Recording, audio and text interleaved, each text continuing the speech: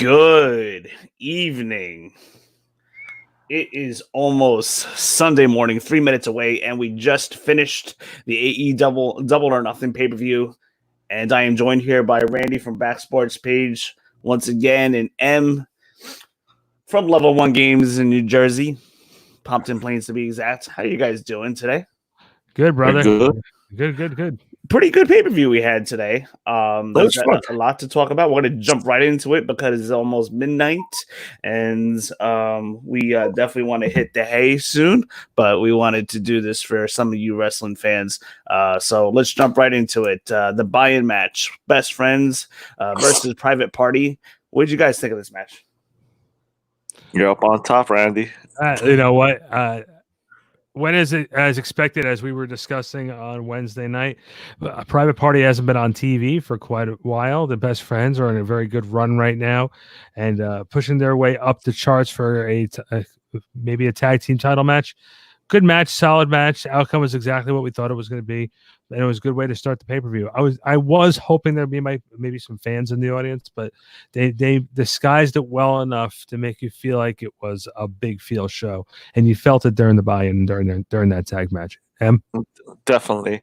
What I did notice about the tag match was either the teams didn't have chemistry, which I refuse to believe, or Private Party is very rusty after having a couple of months off. There was a lot of timing issues. Yeah. It was very noticeable, but overall it was what it was, and there was a reason why it was on the buy-in match and on the main card. I didn't have too much of a problem, but it was noticeable. So I'm glad that they stayed on the lower card, but not a bad match overall. I couldn't complain, and I believe that that match was for a title shot in the future. I could be wrong, but so They alluded to that. yeah. So expect to see them and Hangman Page and Kenny Omega go at it at some point, and hopefully we finally get that heel turn that I've been waiting for. Hangman, you're leaving me hanging again. Come on. We're not there yet. Yeah, we're not there yet, but he may just We're be not. dragging this on forever. I'm sure. But yeah, Best Friends defeat Private Party with the strong 0 pinfall, and that was a win to be expected. This is the first time we've seen a Private Party in a couple months, and yeah, they did look a little, not necessarily off, but they looked a little slower to me. Yeah. And we haven't seen as many. We didn't see as many high spots out of them. But it was a great for a pre-show match.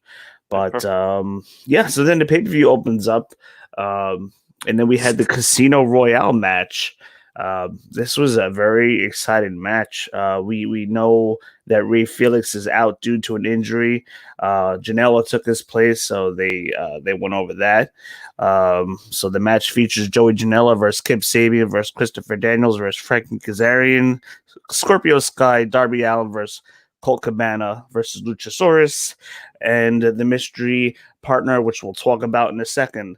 But first, couple little highlights I liked about it. Darby Allin with the skateboard spot through the ladder. And we got some really good exchanges with Darby Allin and Luchasaurus in this match. And the mystery partner is former TNA Impact champion Brian Cage. So, and I did not see that one coming. I was thinking maybe a WWE, former WWE NXT star, or maybe someone who hasn't been on AEW TV in a while. Great match. What did you guys think of this one?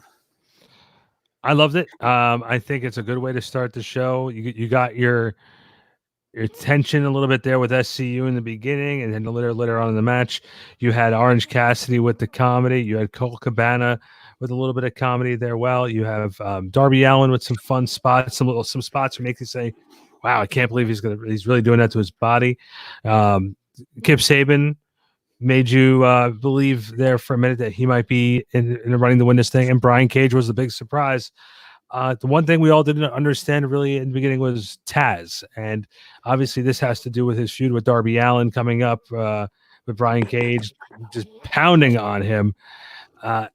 And at the end, you gave the newcomer the win and a title shot against the champion down the line. I had no real problem with it. It was fun, and I think that's what you want. Anytime you have these types of ladder matches over the years, I feel like the fun has been taken away from it, and that's what this one was. It was fun. It had its comedy spots. It had serious spots. I had no problems with it. It had a lot of spots. How about that spot that Penelope Ford took earlier on? Yeah, She did as many spots as she wants. Yeah, she could have been in the whole match. I'm a big fan of Ford. Yeah, we all are. We all are. Yeah, the Deep Six is we love our Ford. So along with Sammy and a couple other wrestlers there, Christopher Daniels. As soon as you hear the word cage being announced in the entrance video, I was like, I knew right away it was Brian Cage.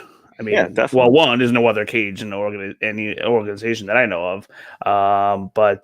Yeah, I met Brian Cage a couple of years ago at the House of Hardcore event in St. James, and very nice guy, very approachable. We exchanged a couple words for a couple moments, and so yeah, I'm happy to see him there. I wouldn't give him a title shot right away. I'd maybe let him utilize his chip maybe later in the year, maybe say like the November pay-per-view, just give him a little time to build up if that's the guy they want to get behind. Former TNA Impact champion, so it can be believable to maybe have him as a future champ. I would say more later in the year, though. What do you guys think? Yeah, I agree. And I'm not sure if you remember, but it was rumored that he had signed with AEW, I think at the end of 2019, and his wife went out on Twitter, and she emphatically said, "No, he has not signed. He has not signed. He has not signed." And come, what is it? May, he comes out as the mystery guy. So I had totally forgotten about him because, again, this was news back in November, December last year. Yep. So after a while, we just didn't hear about it. So out of sight, out of mind. So it was a surprise. It was a pleasant surprise because, I popped. I don't know about you guys, but I popped when I saw him come in. I saw him in a AAA show back in September. That was the last time I saw him. So he was really good there. And as you guys know, he was in Impact, and he lost the title to Sami Callihan, and that was before Tessa beat him for the title. So it was really cool to see him come in, and he's a big, intimidating specimen of a man. Yeah, so that's not a guy that I would want to go toe to toe with. So it was very believable that he took this match. Yeah, so I had no problem with it, and even on Wednesday, I think we all agreed that whoever was going to take this match was probably going to be the mystery person. Yeah, I mean, we figured it was going to be either Darby Allin or the mystery person, and pretty sure it was the mystery person. So I'd say, so far, the first two matches of the pay-per-view, we are 2 for 2, baby. We called right. We are 2 for 2 so far. But anyhow, nice shirt, Em. Thank you, sir. Proud baby. I'm wearing my Inner Circle shirt, by the way, underneath this sweatshirt. Oh, so we're on the same team. Speaking of shirts, we gotta get me some of those. Shoulder merchandise, baby. Shoulder merchandise. They are on the way. Maybe as early as tomorrow, or I don't know, Wednesday or something like that. We also, Oh, look at that! We got hats too. Yeah. So because my G1 hat is getting kind of old already. You can buy. By the way, everybody, you guys can get your Deep Six gear at Level 1 Games and at level1games.com. we will have to work out a deal with that. Had to be said. So yeah, very good Casino Royale match. It was probably the first one that I can recall watching, and it was pretty cool. Then the next match, we got a fun little match, MJF versus Jungle Boy. Yeah, I loved this. Was a good match. I actually enjoyed it, and you know what I liked about it was you knew that MJF was on a different level than Jungle Boy, and what I also liked about the finish of the match, it wasn't a screw job finish, it wasn't a. Oh man, like this is going to continue. It was just a match, and MJF out wrestled him right at the end. He caught him, held his hand in the cradle. 1, 2, 3. This doesn't have to go any further. Somewhere down the line, if Jungle Boy can get a victory against MJF, it's going to elevate Jungle Boy at that time. But right now, we're not at that point. This was exactly what it needed to be with MJF getting a victory here. No, I totally agree. And the thing is that the one thing that struck me, and I think I say this a lot, is that this this was the future that we were watching. AEW is what, a year old.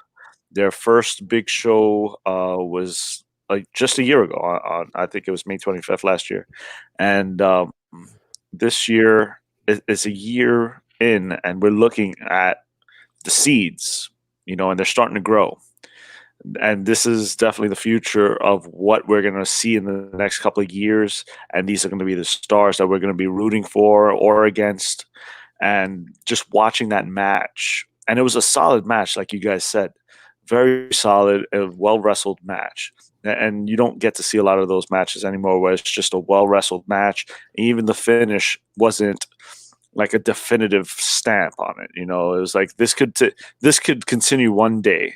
It doesn't have to be next week, but one day Jungle Boy will get his victory back, and this will continue. And it was a good way to do it. It was a clean, clever finish. Yeah, exactly. It was just I got you finish. It was like I was just a little more clever. I have, what is it, 1 more year experience, 1 or 2 years experience more than you, so I used it to my advantage. And these are the foundations of this company, man. And it's amazing to see them and take this journey with them and grow with them. So I was really excited watching that match. And like I said, I popped hard. The MJF won. So it's your boy, Wayne. Yeah, fellow Long Islander. We have a couple viewers tonight watching, and thank you guys very much for staying up with us. We appreciate you. This is why we're doing this right now for you guys. But there's a Orange Cassidy thumbs up to you. Feel free to leave comments, and we will be sure to address them as we go. The next match, this match came a little bit earlier in the card than I thought it would. But I'm a little disappointed here. We called the entire tournament and we lost in the finals, but we got the TNT title match. The debut, we see Mike Tyson. He's going to be the one presenting the championship belt. Cody versus Archer. Archer had the momentum, the advantage pretty much for most of the match. Archer hitting his finisher on Cody immediately to start the match, and he teased a false finish in the first 30 seconds, which I thought was pretty cool. Had me inwardly popping for a moment. Cody Rhodes rolls out of the ring. We see Archer controlling most of this match. What did you guys think of this? I said it in our little group chat, and M was beating me up a little bit. I just felt that they were trying to build Archer as this most dominant monster, and I felt right when he hit the his finisher right in the beginning of the match, the first thing I thought of was when Lesnar destroyed Cena, where it was just a total beatdown and he had total control of everything. And obviously that didn't happen here. Cody gets the win, but I don't know why. I feel like this sort of hurts Archer a little bit. He was built as this big unbeatable monster, and now he basically in his first real big match he ends up losing. I think this is a loss that you can't judge until what happens the next show and what they're going to do next with him. That's just how I feel. I can't put my finger on why this loss bothers me for Archer as much as it does. No problem with Cody winning the championship here. I hope they have a plan to help keep Archer up here, because that's how they built him. Yeah, I agree with some of what you said. I'm not too worried about Archer. I see him being a big threat in anything he does. Remember, we also have another title out there. He can contend for the world title. Right. I don't think this loss hurts. If anything, it hurts my ego because I predicted him to win. Besides that, I think the guy's fine. He's still with Jake the Snake. And again, I have more faith in this creative than I do in other creative.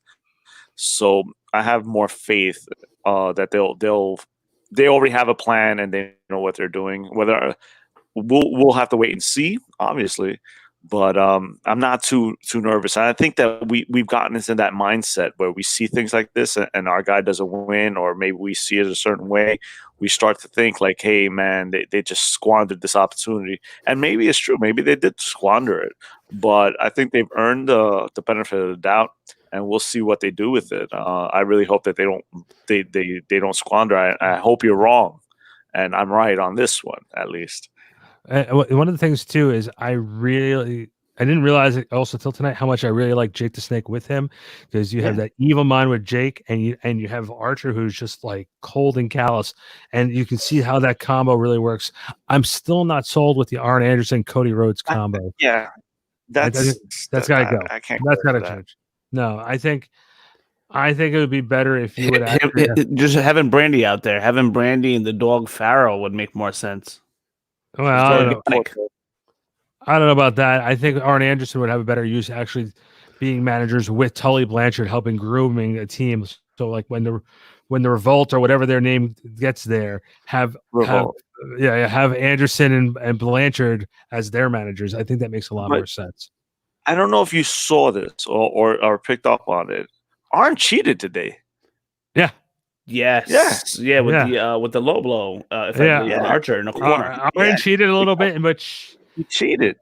So this kind of puts into perspective something that this is what I was talking about just a minute ago. Is that sometimes we see something as fans and we go, yeah, we don't agree upon this, and sometimes the hope is that they're going to give us something we can sink our teeth into. And I'm thinking there's something there, man. Like that points to Arn cheating. Maybe Cody sees that hey, we don't do things like that, and there's a falling out. And this is your path to go with Tully. Yeah. So we'll see. I don't know. Maybe I'm stretching things. Maybe I'm hoping, but I personally don't like the whole Arn Anderson thing with Cody. I don't. Get that man on creative right now. Get that man on creative. So we got Cody Rhodes, the new AEW TNT Championship. What did you guys think of the TNT Championship belt? Randy, you're on top.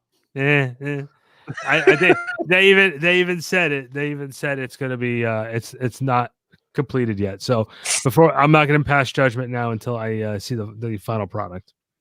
I personally had no problem with it. I thought it was a classical looking belt. So I dig that because WCW was on TNT. There's history there. I don't mind it, like calling back to the days of the territories. If that's the look they were going for, I dig it. So I know it's not done, but even if it went further that way, I wouldn't have a problem with it either. Yeah.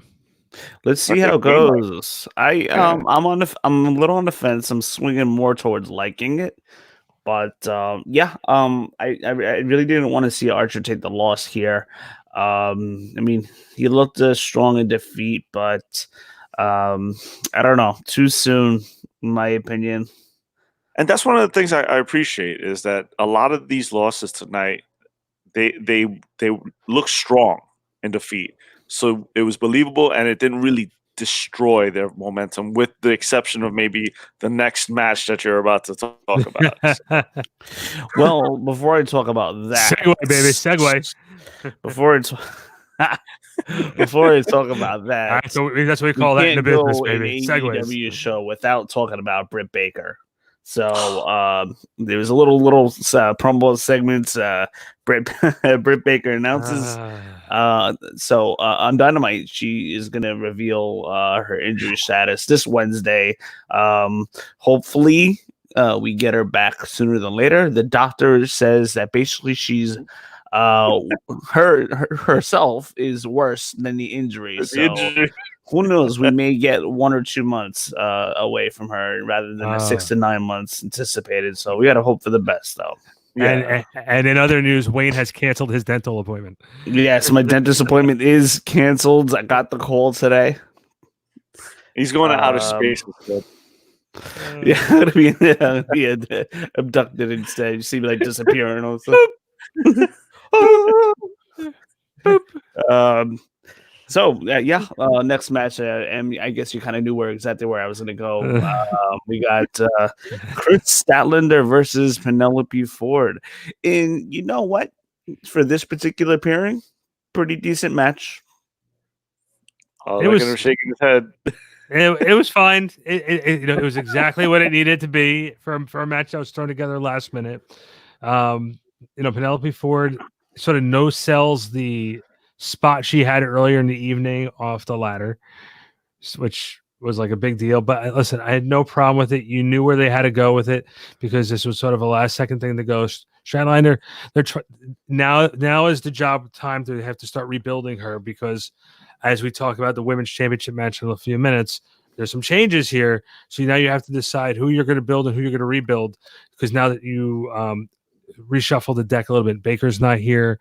Where's Statlander fit in this? Where's Ford fit in this? Baker absolutely would have gotten a win tonight had it been her versus Statlander. Yeah, definitely. But sure. I think they need to rebuild her though. I think she needed this win tonight. I think she did. I think because she came in with hype and they immediately threw her to the wolves. Something must have happened where it wasn't all on the same page with her because she came in real strong and they knocked her down fairly quickly. So hopefully this is the path.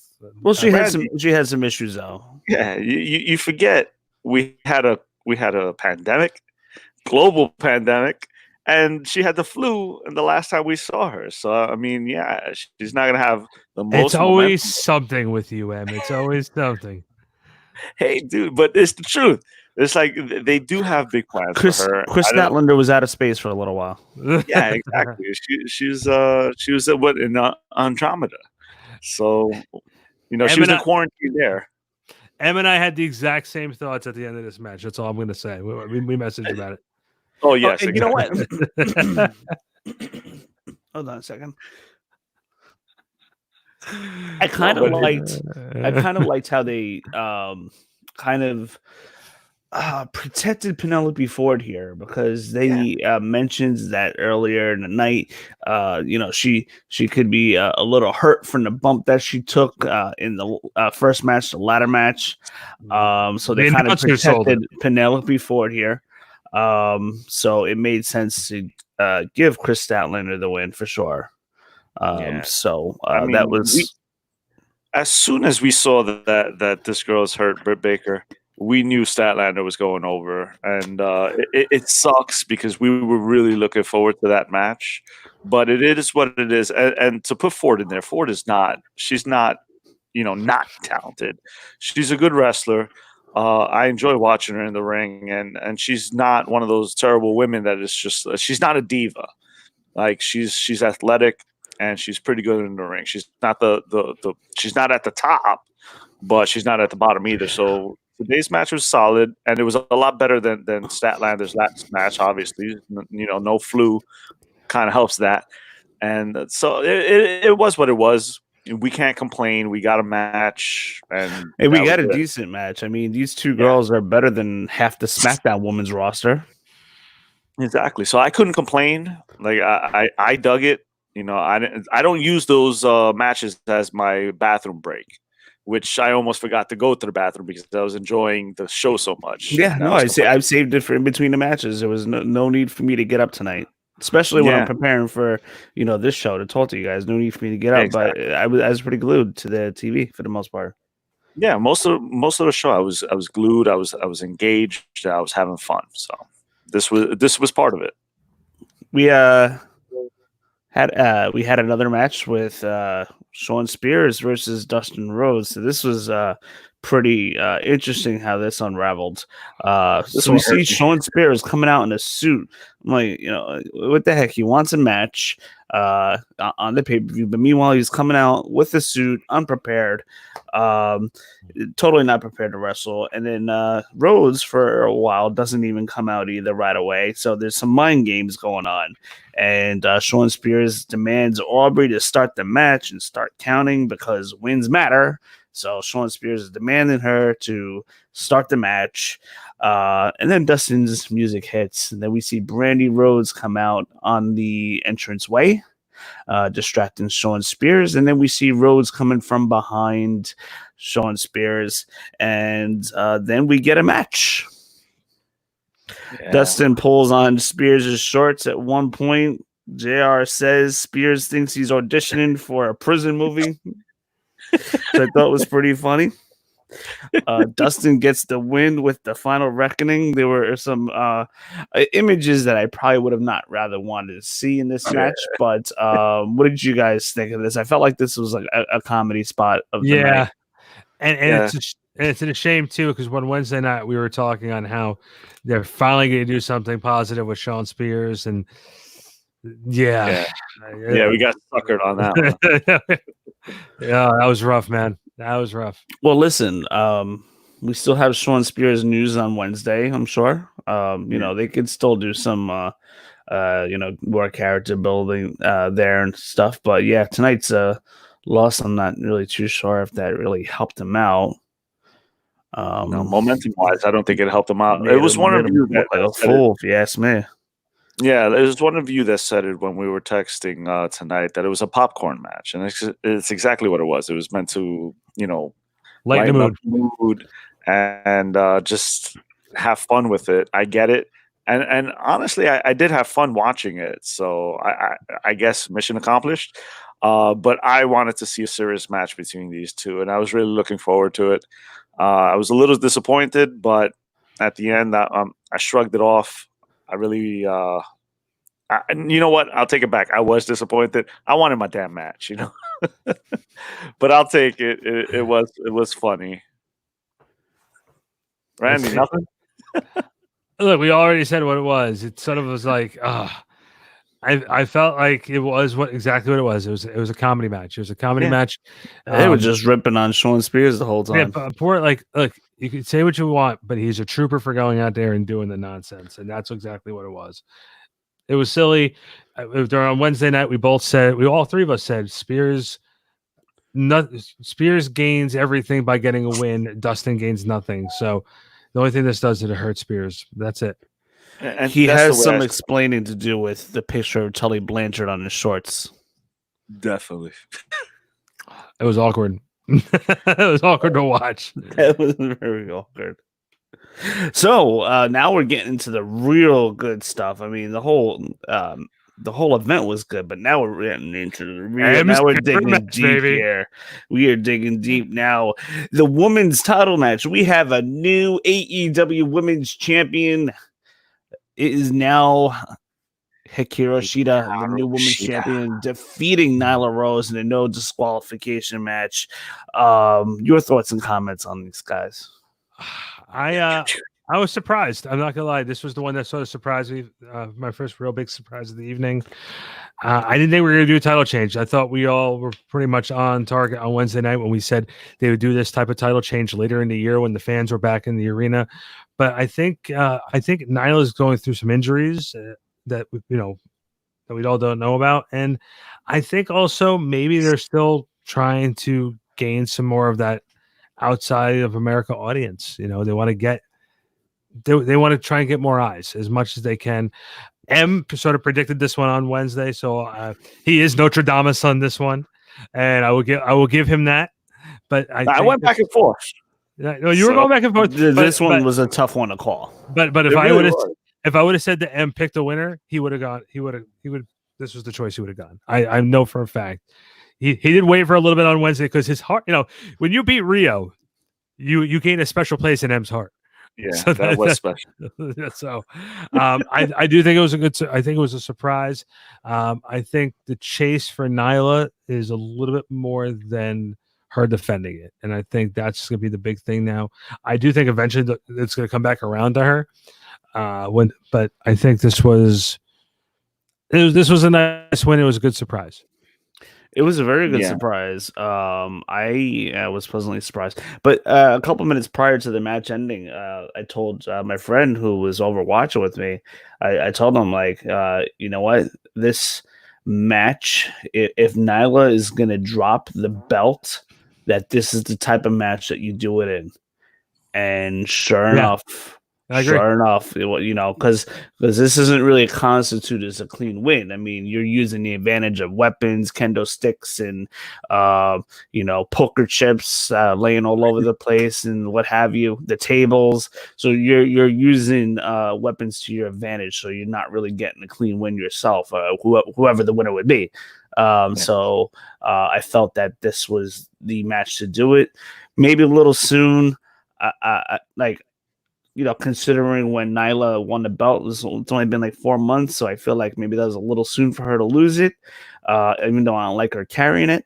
But but this was the perfect setting to do it in, the perfect match, and sure enough, we got that win.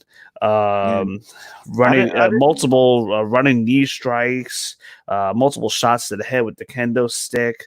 And a couple table bumps. That poker table bump was pretty cool. Em, what did you think? I didn't mind it. Like my son was here watching it with me today, and he was. If you want to talk about upset, that dude was upset. He really thought it was the wrong time for Nyla to lose it. I can debate that a little bit because, like I said, I'm a huge fan of Shida. I'm not a fan of Nyla by any means, so I was happy either way. And like Randy says, if you beat Rio for the title, you have a special place in my heart, and you will always, for the rest of my life, have a place here in this barren wasteland. So I was very happy that Nyla was the champion. So Randy, if you want to have a special place in M's heart, you got to beat Rio. You're the man. You got to beat Rio. Yeah, you know what to do, Randy. So Randy knows I did not like the fact that Rio was the first women's champion. I thought it should have been Shida. Shida and Rio fought for the right to fight for the championship on the first Dynamite, and I was so angry when Rio won it. I get it. Shida had engagements in Japan, it looks like, so she couldn't be here on the first episode. That's cool, but if you weren't going to give it to her, then give it to Nyla that night. But to give it to Rio, I was so pissed. So I didn't mind. I'm sorry, Randy, but I didn't mind Nyla having it, especially how big and dominant she is. She's a monster looking, and that's my thing too. Yeah, my big thing is that I think you want to have the monster hold the belt for a while, so when she does lose, it's a big deal. So I think that's my only problem with it, because she just got the belt a couple months ago. So exactly. I would have rather, like, I don't care that she'd have won. I just would have been November. A little more special. Yeah, exactly. November, December. Yeah. If they would have given it to her in October, when by all accounts, I think she should have won that match in October, held it till now, which is May, it would have made this night a little more special, even though it was still special. And like Wayne said, you still had the surprise factor, though. Yeah, you still keep it where you had to do almost everything. You had to hit her with whatever was around with the kendo stick. She broke the kendo stick at the end. Right, and she'll get a rematch. She'll get her rematch, and it'll be just a regular wrestling match, and she'll get the belt back. But I think what they need to do is space it out. Nyla can't be like Nyla should have to be going through the ringer now to get a title match.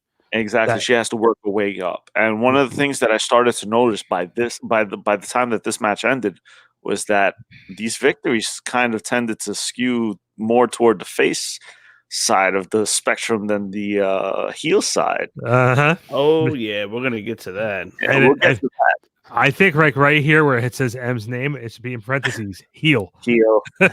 Or hashtag heel M. Heel M, yes. Yeah, I was hurt tonight, man. I felt very, very disrespected. What's wrong with you people? For those of you watching, we got 2 more matches to talk about. Feel free to leave comments at any time, and we will address them before we go off the air. Thank you so much for staying on with us. 12:32 in the morning, Sunday morning. This is our first ever midnight show. Like, I have to say, Wayne, I have to say it, like, Vader won around. Thanos won around here. M's got to win around here. Come on. The hero's going to get something here.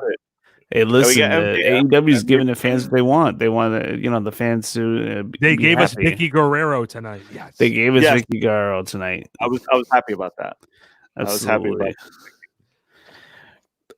about Brody Lee versus the champion John Moxley, the AEW World Title match. This was a pretty good showing for both guys. Brody Lee took the loss tonight. John Moxley retaining his AEW World Title match. So he's still the champion. But let me tell you, both guys went to the ringer tonight.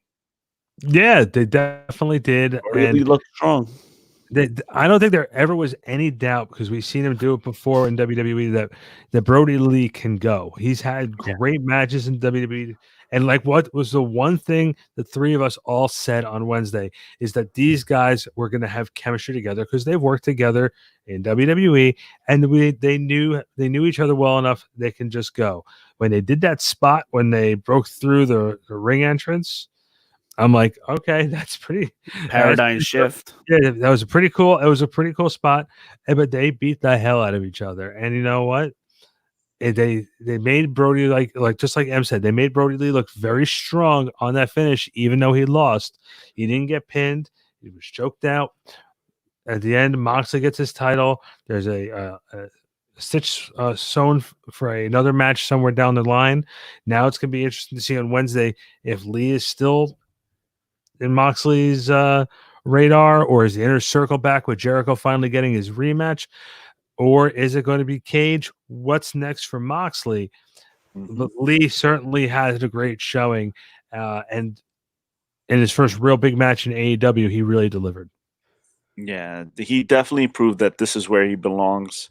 He seemed smooth and self-assured in this match. You know, there was never a time where he looked out of place. Watching him tonight felt like I was watching him all the time here. So he didn't seem misplaced. Definitely not. And like Randy said, and we talked about this as it was happening, we were all messaging each other. He lost, but he never submitted, and he was never pinned. He kicked out of the paradigm shift. How many times? Twice, right? Yeah, it was twice. He kicked out twice, and he went through a stage, which always recalls back to Bam Bam Bigelow and Taz. And the first thing I'm doing on Messenger is messaging you guys. ECW, ECW, ECW. I saw that pop up. I love it. Those are the little things I like about wrestling, is that they recall those feelings that we felt back then when we first saw those things, and we know exactly what they're paying homage to. So it was nice as a wrestling fan to see that. For the new fans, this is just something really cool that happens. So we both get something out of it. Two different fans that get something different out of it. But I was happy. We all predicted that Moxley was going to win this one. My biggest concern was, and it's always like that, where, you know, if this guy loses after just coming in with all this momentum, does it really destroy his momentum? Like I said earlier about Archer, I think I have a little more faith in this creative than I do with every other creative. You know, I'll give the benefit of the doubt. I honestly wanted Brody to win tonight. I knew he wasn't gonna, but I thought it'd be kind of cool for Moxley to chase him again. I think at some point Brody is. I would like to see him with the title. It'll make him as a leader of the Dark Order more legitimate. Oh yeah, definitely. You could maybe do it a couple weeks from now in a rematch. Maybe sometime in July. Maybe that like the 4th of July edition for Dynamite, whatever day that lands on, July 7th or 8th. You know, you do it that, and then buck Brian Cage to win it from Brody Lee maybe later down in the year. Yeah, but my question is Brian Cage a heel? Is he a face? Like I'm not 100% sure. That is a good question. We don't know exactly which direction they're going in with that. Too. That's a wait and see. I think that's definitely a wait and see. The only other thing too is, we talked about this when Moxley is champion. Does he at this point? Does he need the belt to be in the trajectory? No, he doesn't never need needed it, in my opinion. Yeah, that's why Em and I had this conversation so much when they had the build up between him and Jericho of like, is it too soon for Moxley to be chasing? But then at the time, you're at that point in time, unless you're throwing Omega in there, you don't really have that baby face to really match. Like Jericho's here, Moxley's the only one that's here or here on that baby side, because Omega needs to be built up more to a national audience. I know between the real wrestling fans, Omega is like a god, but Omega but that's the problem right now. He's lumped in a tag team and a stable, feuding with another stable. Well, which but we'll also, get into in a moment, but that's kind of what's holding him back a little bit. And the casual fan doesn't know that about Omega. Doesn't know the great matches he has, and like you guys just said, we got to get to that build. So I just think that Moxley is an attraction on its own, where he doesn't need the championship. So when he does lose it, it's going to be a big deal, but it's not going to hurt him. Yeah, and that's what it is. What I was wondering about Brian Cage, I'm assuming he has to be a heel. You know, because I think if so. he's going against Moxley, you need a big, intimidating heel to go against him. Somebody who can theoretically take the belt from him. Like tonight, theoretically, Brody Lee could take the belt from him. Now, what are the rules of that, Chip? Is that going to be like a Money in the Bank type of thing? You can cash in that chip anytime? Is that how they're doing it? Tune in Wednesday night, baby. Yeah. That's what I'm thinking. They were never really specific about when they could use that. Yeah, I hope it's not like Money in the Bank, because the comparison's already there when you throw the ladders in there. I mean, they had their own spin on it, but you also don't want to fan that accusation. It's like Money in the Bank, man. Hey, listen, in all fairness, Jericho was the one that came up with Money in the Bank. Yeah. He made that up. Yeah, he did. Did you hear about that story? Like, I read it in Jericho's book. Did you hear about that story? Come on, we're wrestling fans, Randy. Oh, we read the book. I'll be over here if you need me. I'll be over here. Just call me when my number is. Coach, call my number when you're ready. We're ready to go. So yeah, we'll see what direction that they go in on Wednesday. If this Brody Lee match is going to be, if this is a one-off, will Chris Jericho return back in the picture? It's going to be pretty interesting to see where they go. I would suspect they'll continue on with the Brody Lee for a little while, but I guess only time will tell. Like Randy said about the Tune In Wednesday, and that's the exciting part. It's like, after these pay-per-views, it's the next television that you really want to watch. Yeah, I mean, there was a couple of cliffhangers left throughout the show, so it leaves you wanting to see what's going to happen next, which is awesome. And our main event, we had the first ever Stadium Stampede taking place at the home of the Jacksonville Jaguars. They had the Jacksonville Jaguar cheerleaders. They had the Jackson DeVille mascot. So they did a good job. I liked the presentation. Match may have been a little bit long. Yes, but they did a lot of creative stuff, which I like.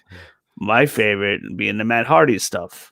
And then some little spots on the field, such as Hangman Page drawing the line. That you were drawing the lines on the field, drawing the line over one of the opponents. I think it was Sammy, or no, it's Jericho. It was over Jericho. Okay, Jericho was already knocked out. Poor Sammy. But Sammy. It was a really, really fun match. Oh yeah, we'll talk about Sammy. But what did you guys think? Spot fest. It's a spot fest. Yeah, it did drag. It was fun. There was a lot of points where it was fun. I felt bad for our buddy Sammy. Sammy there at the end. I'm like, poor guy. He always has to take the fall, but I know that's his job. And seeing, Matt Jackson do belly to belly suplexes all the way down the field, 100 yards. which yeah. that was and Hangman Adam Page kept on teasing his turn. Some of it, there was a couple little loopholes you can say that didn't really make too much sense. Like if Hangman and Kenny are sitting there having drinks, all of a sudden it's Kenny and Matt Hardy driving in on the golf cart chasing Sammy. Where's Hangman? But He was still drinking. I digress for trying to make sure every puzzle piece works. But look, at the end of the day, it was a fun match. It did exactly what it was supposed to do. The Elite had to go over because of the way they built it. They're like, well, maybe we're not the team to be the team that changes pro wrestling. Maybe the Inner Circle is. As soon as you hear that, you're like, well, all right, I'm most likely going to give it to the Elite. But it was entertaining. It was different. It was fun. And I think because of the fact they can't have regular fans in the stadium, this was the type of match which you can get away with. M said it to me in a message before we get on the air. He's not a huge fan of cinematic matches. I think until we get the new normal, what it is where fans can be in the arena, we're going to have some of these cinematic matches. And this is where guys like Matt Hardy and Chris Jericho, who are up there in age, you can get away with covering up what some of their weaknesses are at their older age. So I didn't have too much of a problem with it. I didn't have a problem with the Elite winning. I just think that sooner or later, you can't keep teasing the Page Omega Elite split. You have to just do it and then let's move on. I think right now you have too big of a great tag team division to have those belts on two guys who are not even teaming with each other right now. So I think that they have to pull the trigger. But as far as this match is concerned, I had no problem with it. It was fun. It was different. And they took a lot of chances that other organizations wouldn't be taking right now. Look, I'd be a hypocrite if I said that I was happy with this match. Because again, like Randy alluded, I text him immediately and I'm like, look, I don't like cinematic matches. This is, unfortunately, I call myself Nostradamus for a reason. This is my fears because we were going to see more and more matches like this. Don't get me wrong. I enjoyed it tonight. I had fun because it's a lot of wrestlers I enjoy watching. They all have great personalities and tons of charisma, and the athletics are there. But again, this is a recorded match. I don't want to see, if I'm sitting down to watch wrestling, I want to watch a wrestling match. I don't want to see anything crazy like this. And I'll give them a pass this time. I really hope that this doesn't become something that I see every pay-per-view, especially if I'm paying money. I want to see those matches. I want to see the Elite. I want to see the Elite go against the Inner Circle. This is what I was looking forward to when I think Wayne texted us earlier in the day, and he alluded that it might be a taped match, and all I can think of was, please don't do it. That was Cooper. It was. I know I saw it earlier today, and it's exactly what it was, man. And I'll be lying if I say I didn't enjoy it to some extent, but it also fills me with dread because this is the way the industry is going. And I get it. COVID is stopping us from having people. I get it. We're in quarantine. But when does it become the norm? When does it become the new norm that main events are done like this, where the whole audience is taken out of it and everything is pre-taped? That's what makes me nervous. So in that aspect, I didn't enjoy it. Watching it at the time with a bunch of people, it was good. It was a couple of laughs. I enjoyed the Hangman stuff. The whole horse, I dug. The simple fact that he came in with a horse, I thought that was really cool. Like I'm big on Hangman, and he's looking for Sammy. I really prayed for a heel turn tonight. How about Hangman and Hangman and Hager having a drink together? Yeah, I enjoyed that. That was pretty funny. Yeah, like I said, there were funny parts, and the human side of me was like, wow, this is funny, The wrestling fan part of me was like, what the hell are you doing? You're going against your principles. This sucks. But I would be lying if I said I didn't have fun watching it tonight. Like I said, I really hope that it doesn't end up like the whole industry end up going that route. We had a special appearance today we forgot to talk about. Neo 1 makes his debut, distracts Sammy, assists Kenny and Hardy.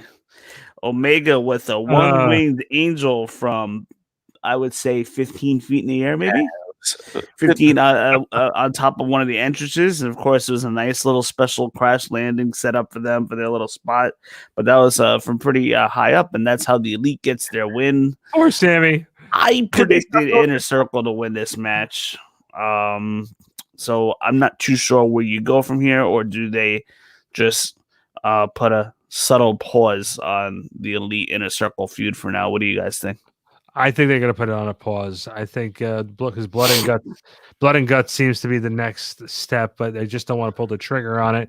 They'll get Cody back involved with it. I think what they're going to end up doing is have to add one more person for the Inner Circle to add Cody into this mix as well, unless they just take Matt Hardy out and then have Paige make the turn during Blood and Guts. Let me just ask you guys a question, because I don't want to go back. I have to go back to the cinematic match conversation. With WrestleMania this past year, there was 2 cinematic matches, one with The Undertaker and AJ Styles, and then that really weird Firefly Funhouse with John Cena and Bray Wyatt. As much as the cinematic matches are not a very big popular thing with wrestling fans, I think AEW's cinematic match tonight outdid what WWE did, because I think you had more voices in it. You had Jericho, who's very, very creative, who sometimes his stuff is a little hit or miss. Matt Hardy, whose stuff is a little hit or miss. But it seems like everybody was really, really weird working together. Whereas the stuff we saw earlier in the year from WWE in cinematic matches, we just sort of shook our heads and just went, ugh. So I really didn't have much of a problem with this being taped and them sort of making it like this one big thing. Well, from a production standpoint, WWE out of the park. It's out of the park. Nothing comparing the production. Creatively now, if we want to talk creative, I would say the mind that Matt Hardy has is generally better, and the stuff that he's done is generally better than what WWE's ever done. We saw some spots tonight done better than WWE as far as the quality of the spots, the match. But from a production standpoint, I'd have to disagree. But the creative, with Jericho and Matt Hardy at the forefront of that, tends to be better. Yeah, I'll give you that. Production when it's WWE, and I think I've spoke to Randy plenty of times where WWE has that polish, where AEW doesn't have that polish. They do have the creative, but I think my point was that it was enjoyable. I'll give it to them today. Today was enjoyable. I just hope that this doesn't become a habit where this is going to be every pay-per-view. We're going to see a cinematic match. I don't want that. Well, here's the thing. AEW's pay-per-views are once every 3 to 4 months. Mm-hmm. So on the AEW side of things, we might not see it overdone. I think we may see one every pay-per-view or every other pay-per-view, which I'd be fine with. WWE is the one you got to be a little concerned with because they have 12 pay-per-views a year. You know, they have the opportunity to do it more often. If anybody wears out the welcome of cinematic matches, it would be WWE, I would think. No, I agree with you, but again, it's an industry thing. I just don't want to see it. If you're building up a match, that's exactly what I want to see. I want to see a match. But I digress. It was enjoyable tonight. I will give you that. I can't sit there and say I didn't enjoy it and that the comedy wasn't funny. It was better watched with a group of people than by yourself, I'm sure. Because I don't think I would have enjoyed it as much as if I was by myself. So with people watching it with me, and they're all laughing and they're all having fun, that helped my enjoyment of it. I just don't want it to be a habit. What did you guys think of the one last thing about this match? What did you guys think about the reincarnation of Matt Hardy? Oh, he's done the that. Pull spots. Yeah, he did that in what was the match where it was the him and Kenny. It was him and Kenny versus Jericho and Sammy. where Sammy got run over. He was doing that there. So I thought that was clever. And Matt Hardy version 1 came back. Yeah, Hardy version 1 with the Matt Fax came back. It was really cool to see that. I But got the visuals of Matt Hardy doing this underwater yeah, was it was good. And like was I said, funny. I can't say that I hated it. I can't say that I didn't enjoy it and I didn't pop for those little parts. They were well done. And another thing that I told you guys after we went off air on Wednesday, then I send you guys a video of Matt Hardy. I said it on Wednesday. He was going to remake Vanguard, and Yes. he put him in the water. He put him in the water, and here we go. What was it? Neo 1? Neo one. Yeah. So Nostradamus, baby. I called it. I don't want to see M there anymore. I want to watch his nameplate to say Notre M in parentheses Notre Dame's. Exactly. Well, guys, we are in my estimation, let me see, June, July, August, September. We are about 4 full months away from the next pay-per-view, which is slated to be in Chicago. I think it's called All Out.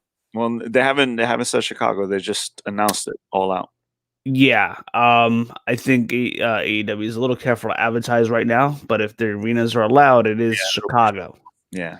Like they still have us I'm not advertised even too sure if we're going to be even allowed in arenas yet at that point. Yeah. Yep. I have no idea.